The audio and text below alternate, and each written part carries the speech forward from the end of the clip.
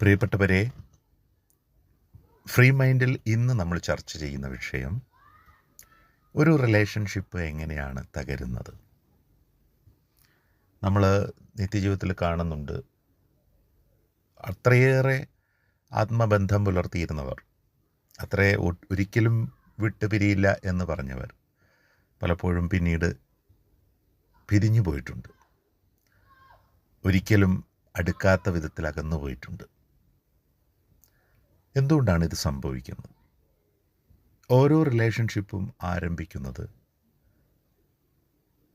ഒരു കാഴ്ചയിലോ അല്ലെങ്കിൽ ഒരു മെസ്സേജിലോ അല്ലെങ്കിൽ പുതിയ ഏതെങ്കിലും സങ്കേതത്തിലൂടെയൊക്കെ ആവാം. ഇന്നതിനൊരുപാട് സാധ്യതകളുണ്ട്. അതുമുതൽ നമ്മുടെ മുഴുവൻ ഊർജവും അതിനുവേണ്ടി ചെലവിടുകയാണ്. ആ റിലേഷൻഷിപ്പ്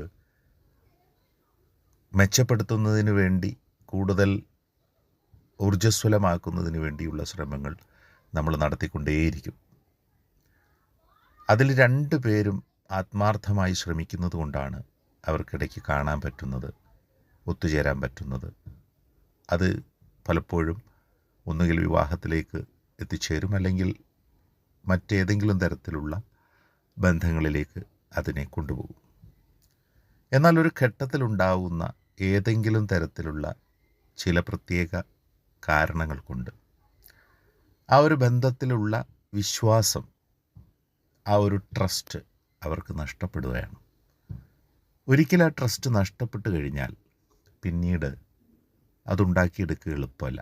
അപ്പം നമ്മൾ ആ റിലേഷന് വേണ്ടി ഉണ്ടായിരുന്ന തീവ്രമായ ശ്രമങ്ങൾ എത്രയാണോ, അതിനുവേണ്ടി ചെലവിട്ട ഊർജ്ജം എത്രയാണോ, അതുപോലെ തന്നെ ആ റിലേഷൻഷിപ്പിൽ നിന്ന് അകലാനുള്ള ശ്രമവും അത്ര തന്നെ ഊർജം അതിനുവേണ്ടി ചെലവിടും.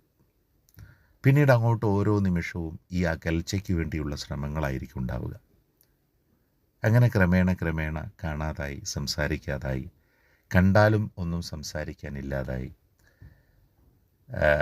പതുക്കെ ആ റിലേഷൻഷിപ്പിൻ്റെ തീവ്രത കുറഞ്ഞു പോകും. പക്ഷെ ഒരു കാര്യം ഉറപ്പാണ്, വളരെ തീവ്രമായ ഒരു റിലേഷനിൽ ഉണ്ടായിരുന്ന രണ്ട് പേർക്കിടയിൽ അവരെത്ര അതിനെ മറന്നാലും, എത്ര ആ റിലേഷനിൽ നിന്ന് ഒളിച്ചു പോയാലും, അത് ഒരിക്കലും അവരുടെ മനസ്സിൽ നിന്ന് പൂർണ്ണമായും അടർത്തി മാറ്റാനാവില്ല. അതവിടെ പച്ചയായ ഒരു യാഥാർത്ഥ്യമായി അവിടെ ഉണ്ടാവും. അതൊരു വസന്തമായി അവിടെ ഉണ്ടാവും. അതെന്നും അവരുടെ ഓർമ്മകളിൽ അങ്ങനെ പൂത്തു നിൽക്കും.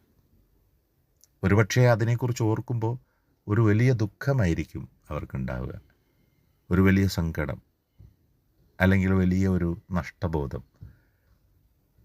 അതൊക്കെയായിരിക്കാം. പക്ഷേ എങ്കിലും അതൊരു വലിയ സ്വപ്നമായി അവരുടെ ഉള്ളിലുണ്ടാവും.